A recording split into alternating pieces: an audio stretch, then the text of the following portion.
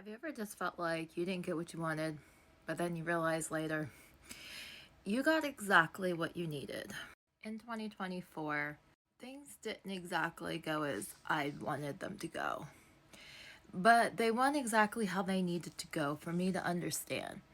Not everyone's going to have your best interest. And when you're dealing with people, other people, and things that you want, sometimes they just don't align with what you want. And that can get really frustrating. They might see it differently.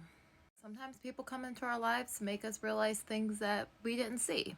Sometimes we're just a little too stubborn to see on our own. And that's the reason why I wrote this song. Everything I needed. I didn't get what I wanted. There was a lot of things in 2024 that I wanted, didn't get. Started off, I wanted to help a creator in Canada and then eventually moved to Canada. Him and our ideas weren't aligning. And that's okay, because then it got me to be out on my own and try to do my own thing, right? To see how it is to be on your own, trying to make it as an influencer in social media. Then I met a guy who chased me when I wasn't looking for anybody, who made me fall in love with him, and then later realized he wasn't ready. And had he been an adult and just say, I'm not ready, I would have been like, fine, no problem.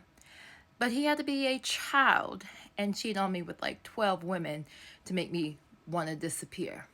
All the while telling me he still loved me, and it was everybody else keeping us apart. Nobody wants to be cheated on. And I don't want to make songs about people cheating on me and their BS behavior. If you don't want me to write a song about you and your BS, don't do the BS. It's simple. I've had this philosophy my whole life.